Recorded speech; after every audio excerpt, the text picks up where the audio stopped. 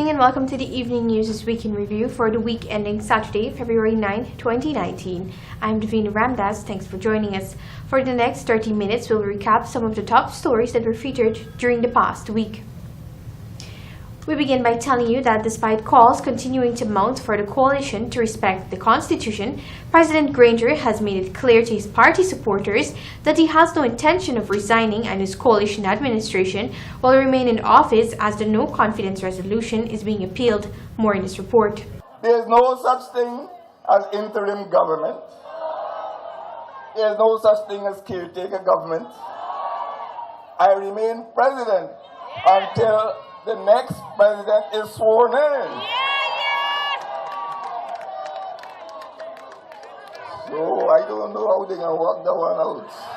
They're going to try that. I ain't going nowhere. No way.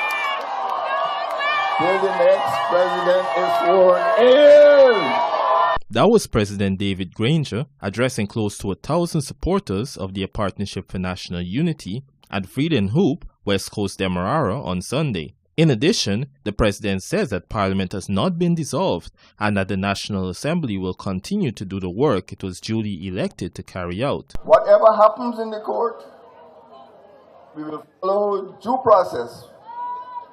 We are going to go to the next stage and to the next stage until we have exhausted satisfactorily, I hope, every element and aspect of the law. This comes on the heels of the ruling by Acting Chief Justice Roxanne George, who stated that the December 21st no-confidence motion was validly passed in the National Assembly and Cabinet has to resign in keeping with constitutional provisions of Article 106(6) and 7. According to the Acting Chief Justice's ruling, the Speaker, Dr. Barton Scotland, found that the motion was carried by a majority of 33 to 32. She noted that the validity of the motion was not doubted when it was carried on December 21st. The Chief Justice, however, outlined that the President and the ministers cannot remain in government beyond 3 months in accordance with the Constitution. Jarrell Bryan, The Evening News. On Tuesday, we reported that the Guyana government, through Attorney General Basil Williams, filed an appeal to set aside some of the judgments made by Acting Chief Justice Roxanne George in relation to the no-confidence resolution. Gerald Bryan filed that report. The first case Attorney General Basil Williams is appealing is that of AG versus Speaker of the National Assembly. Williams is also appealing the case of AG versus Christopher Ram. The first case directly pertains to the passage of the no-confidence vote in the National Assembly by a majority of 33 to 32. In the second case, Ram had argued that Cabinet should have resigned as per the Constitution. The Chief Justice had upheld both cases, ruling that the no-confidence vote was validly passed and that Cabinet should have resigned. However, Williams in his appeal is claiming that the Chief Justice made an error in both of these rulings. Particularly, he expressed that the Chief Justice's decision was, quote, unreasonable and cannot be supported having regard to the evidence. He is seeking an order setting aside both rulings and all consequential orders. The appeals court is made up of Chancellor of the Judiciary, Yonette Cummins Edwards, and Justices Don Gregory and Rishi Prasad. The appeal comes at a time when local and international organizations have been calling for a speedy resolution to these legal matters. This is because President David Granger and the government as a whole have said that they will not resign while these legal cases are pending. It was only Monday that the European Union called for the appeals to be expedited in much the same way as the Chief Justice expedited the initial cases. Jarrell Bryan, The Evening News. U.S. oil giant ExxonMobil has made its 11th and 12th oil finds offshore Guyana at the Tilapia 1 and Haimara 1 well in the southwest section of the Stabroek Block. In this report, you will hear how the rate of these discoveries is well above the industry standards and has the potential to produce more than 750,000 barrels of oil a day. Banu Manichan has the details. Director of Energy Dr. Mark Bino made the exciting announcement this morning through a statement.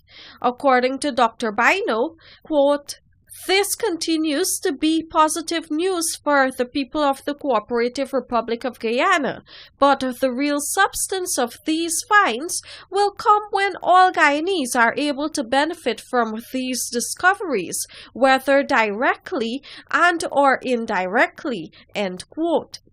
During the 11th discovery, the Tilapia 1 well encountered approximately 305 feet or 93 meters of high-quality oil-bearing sandstone reservoir and was drilled to a depth of 18,786 feet or 5,726 meters in 5,850 feet or 1,783 meters of water.